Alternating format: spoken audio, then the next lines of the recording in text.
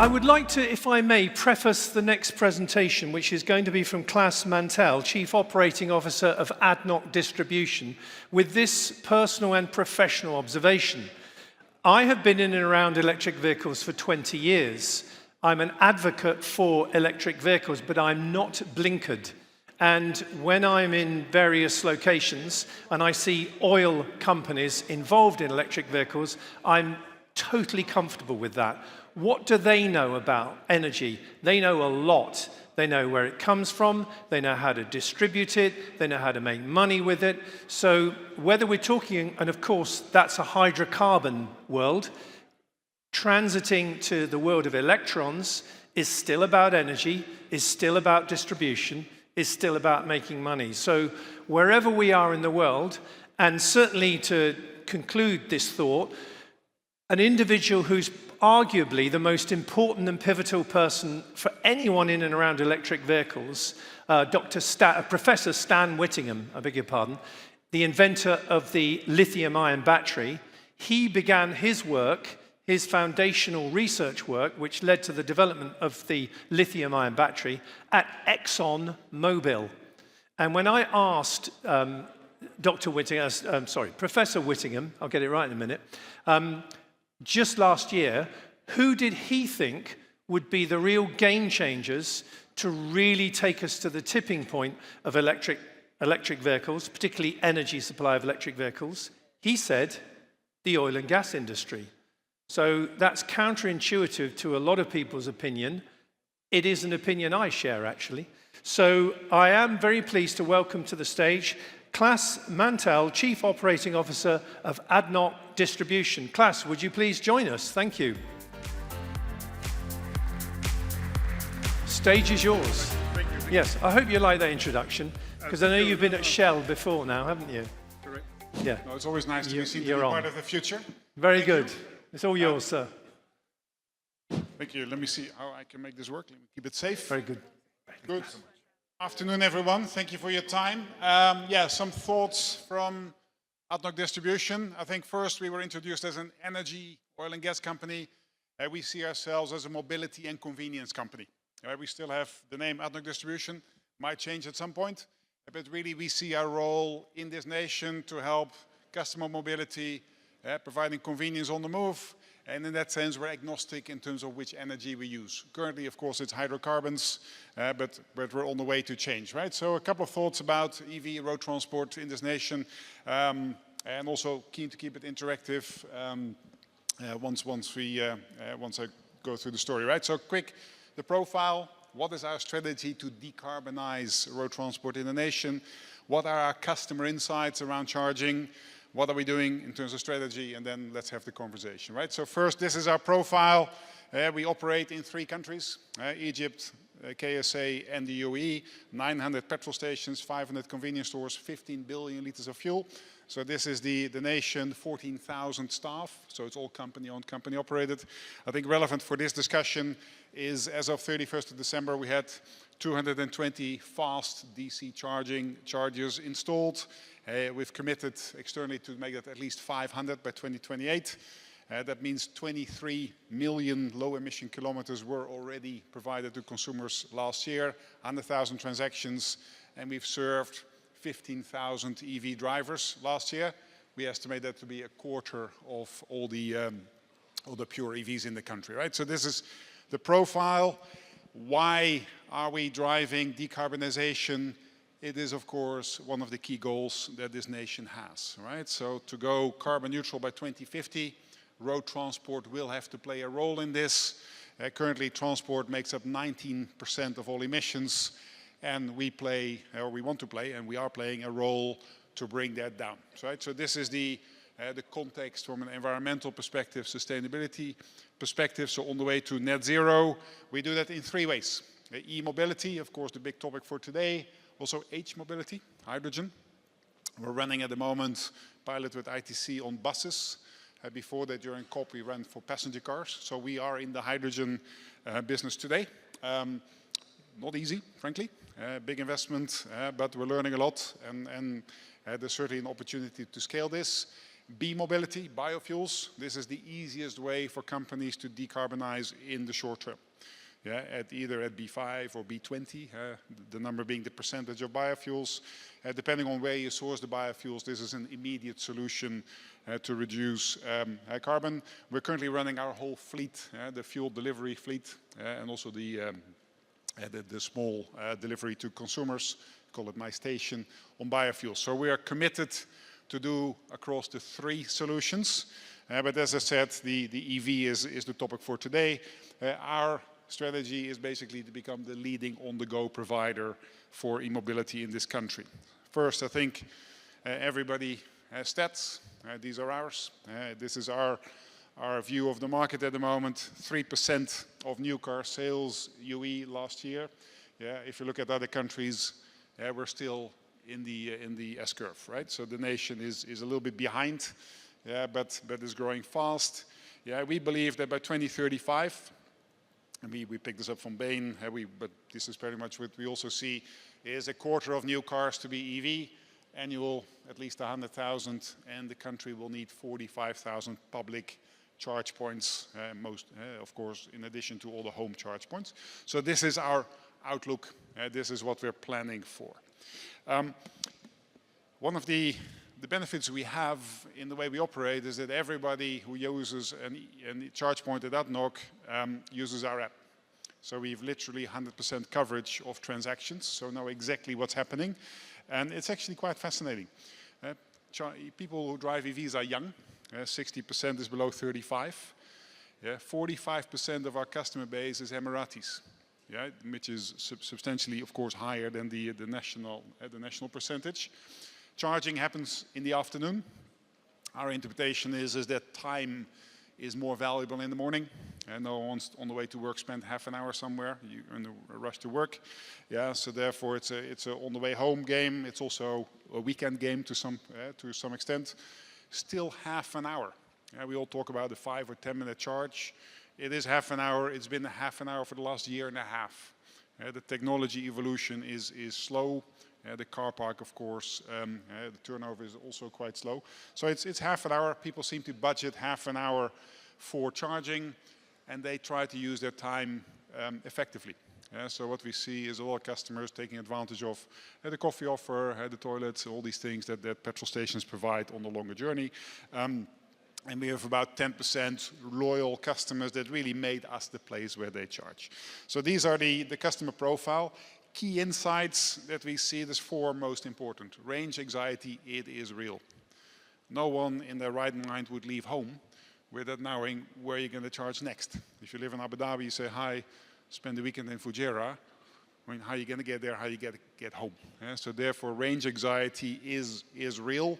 And with that, indeed, planned journeys. People need to know where they're going to charge, right? And this is frankly holding back a lot of customers from getting a car. Yeah, and this is the data point I skipped over. The average number of cars that an EV driver have in the household is at least 3. So the EV car is optional. I have 2 petrol cars, 1 EV car.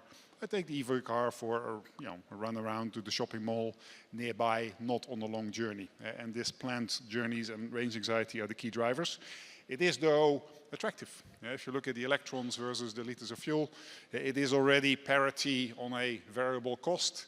And we believe that with the whole inflow of new cars coming, there's already talk about the sub 100,000 dirham Chinese EVs that are coming. We believe that will really change the game, also from a total cost of ownership, but already the variable cost is lower. And we find that fast public, that's where the demand is. That is where we see to complement home. If you want to charge it on the go, it needs to be fast, right?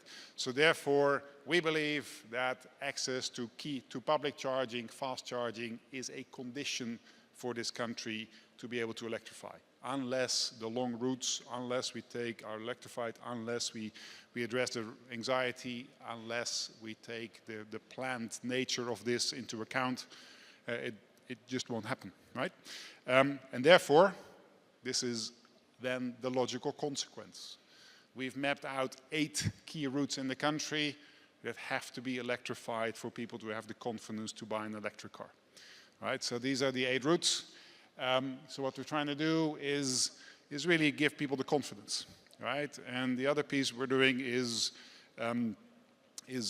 basically do future back. For every route we predict, say 5 years from now, how many chargers will we need, right? And when we install them, we'll put them in big batches. We're not going to do 5 and another 5, etc., etc. Really future back and deploy them in large numbers at a specific location to reduce the risk of queuing as well, right? So those are the 8 routes that we seek to electrify. So if you look at it, we believe eventually we'll probably get up to 50% EV. For the shareholders, we believe that this could be attractive in the right place with the right utilization. We feel we can replace our fuel income by electricity income. So therefore, as a mobility company, we actually embrace this. We're not on the defensive. We believe this can be good for shareholders as well. The journey is crucial. We believe that it needs to be convenient, the payment, the things need to work, but also the overall experience, the non-fuel offers, as we call it, convenience, coffee shops, quick service restaurant, to really looking at the overall experience in the customer journey. We want to be first and fast, really build those big hubs before other people find the reason to do so, but also be disciplined. And this goes back 5 years ahead, but decisions are made on a quarterly basis. I always feel this is a marathon. This is not BlackBerry or Nokia being taken out in a matter of a few quarters by iPhone. No, this is a journey over 2 decades. So we have 80 quarters to make investment decisions, right? So therefore, disciplined rollout to really make this happen. So again, our role in this nation is to electrify the long journeys and give people the confidence to buy a car. So if I summarize the strategy, reliable network with fast charging, focused network investment on where it matters, where the nation needs us most. Customer experience, the integrated mobile app with rewards, food ordering, all kinds of integration things, multiple payment options. Innovation, one of our newest ones is plug and charge. You come, plug it, and off you go. Make it really, really easy. Queue management, some of our locations are busy. So we're seeing how do we make it convenient so that you don't feel someone is cutting in. And then guest user charging. We see more cars coming even from abroad, electric cars, courageous, but they are coming. So that is on the customer experience side. ADNOC offers loyalty, already mentioned. We believe that the mobile app that we have, more than 1 million active users, hopefully some in the room. So really specific offers to you when you're making that stop at ADNOC. And then partnerships. And this is the last point, I think, of the presentation, the invitation to work together. We need to do this together as OEMs, as CPOs, as service providers, as companies that facilitate technology, roaming, etc. No one can do this on their own. We need to be collaborative as an industry to really make this work. OEMs, very important. New cars means new compatibility challenges. So that's a really active partnership that we are developing. You've seen our stand possibly with one of the leading OEMs here. And then probably one of the crucial points is the active engagement with the regulator. I just had the pleasure of meeting the Undersecretary, where we spoke about the regulatory environment being highly accommodative at the moment, but the way it's implemented is causing some challenges in certain parts of the country. And we just agreed to have a quarterly CPO session with the industry to address those pain points, because at the end of the day, we need to do this together. Unless we build the infrastructure, people don't have the courage to buy the car, right? So that is the active engagement of regulators, utilities, fleet operators, EV distributors. So it is the nation together, the key players in the industry that need to make this happen, right? So that is the hopefully straightforward, simple story. Electrifying the key highways so that people can plan their journeys, drive with confidence, have the food and beverage offer. And in a way that is disciplined, ahead of market, not too far ahead of the market. So that is, that's all. What with him? Any questions? Thoughts, views? Yep, got a few down the front here. Thank you. Hi, I have a question on tourists and rental cars. I'm wondering, first of all, for me, it's the first time here in Abu Dhabi, and it's an amazing country for me as a first glance. But I assume, looking at all the marketing and the publicity that is made around Abu Dhabi and Dubai, there's a lot of tourism. I assume also a lot of rental cars. Back where I come from in Europe, we have a lot of electrical rental cars.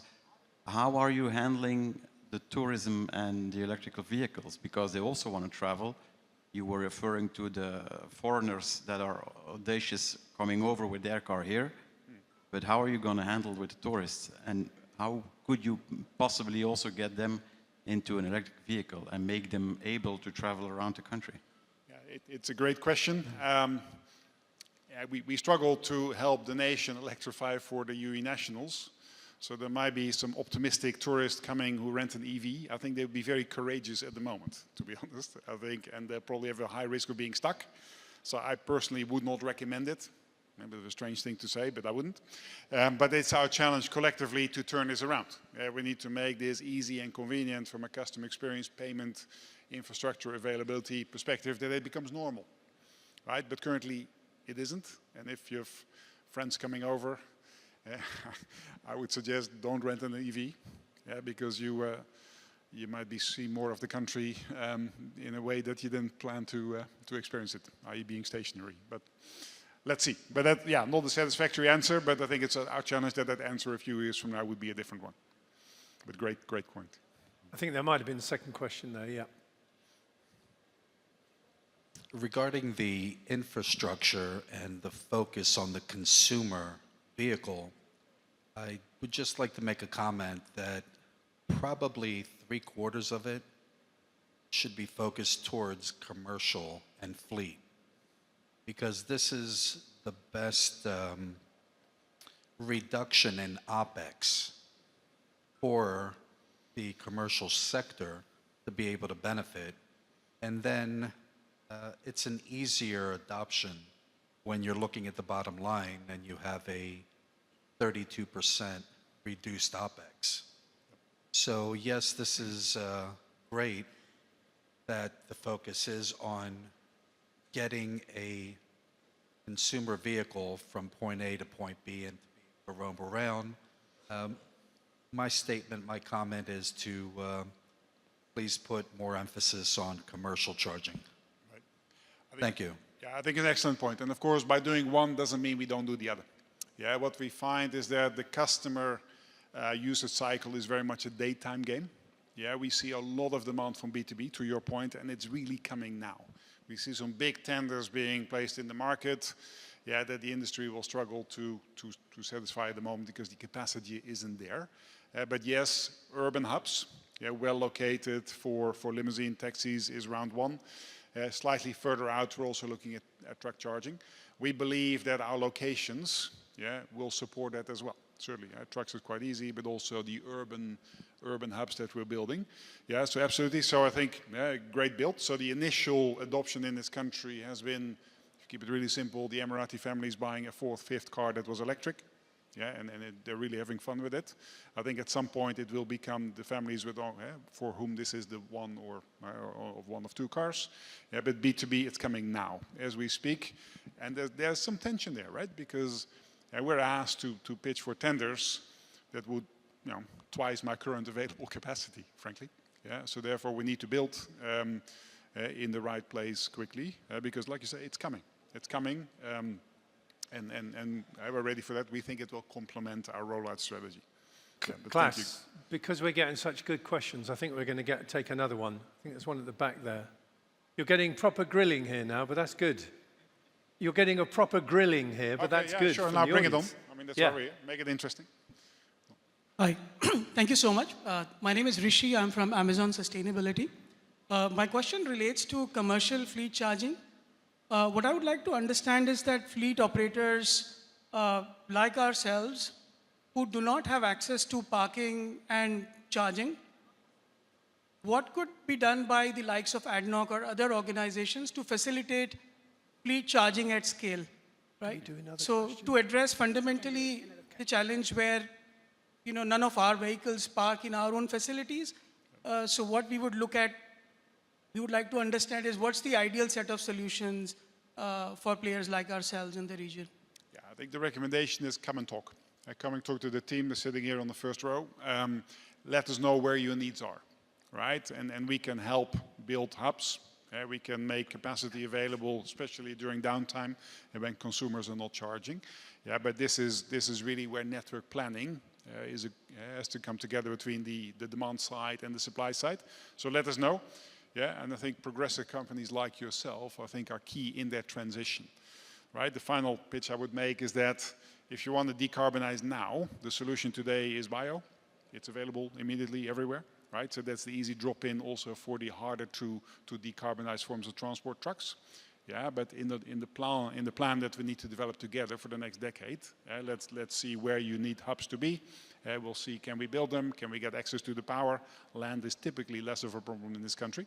Yeah, but let's work together. Let us know where your needs are, and we'll try to meet them. Okay, Klass, got one more question for you at the back here.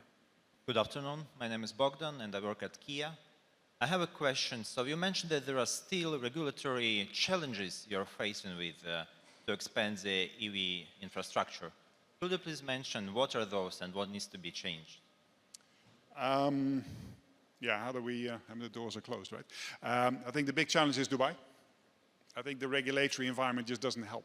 There's two issues. One is the duration of the license is 7 years. You can't stack this of 7 years. And there's a license fee, yeah, and a margin and a price cap, which all go counter to what we understand the regulatory platform to be. So therefore, investment in Dubai is very, very challenging, right? It just, like I said, doesn't stack, right? So therefore, we have slowed down. I think the whole industry has slowed down in Dubai, which of course is a bit counterintuitive because the biggest car park growth is in Dubai. So something has to give. Either someone has to step in with monumental investments, and there's only one player that might have different economics, or it has to change, right? And that actually just came up in the Majlis I just came from. So Dubai is a regulatory challenge. I think the rest of the nation is much more alignment between the utilities and the locations. Yeah, how do we get access to power in the right places? Yeah, and that is in this country and in other countries also a challenge. I see Toddington sitting here. Good afternoon. We worked well together in getting one of the European nations to electrify, and that's where collaboration driven by the regulator was very much about getting power to the places where it needs to be for the nation to be able to electrify.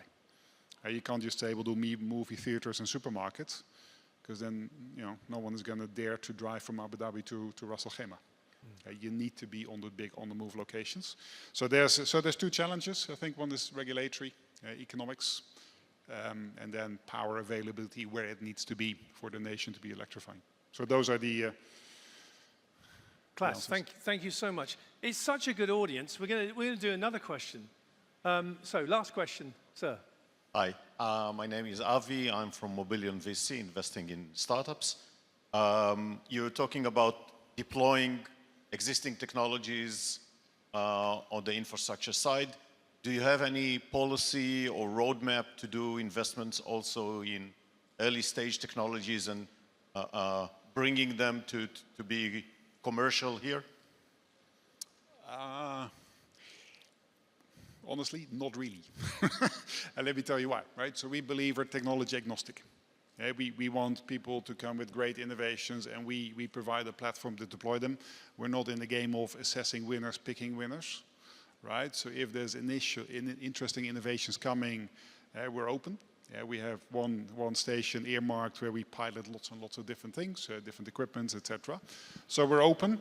I think the criteria, of course, are very clear. It needs to be truly solving a customer problem, a real pain point. There's a lot of things, what I would call solutions looking for a problem. So we're really looking for what are the key pain points that innovations can address.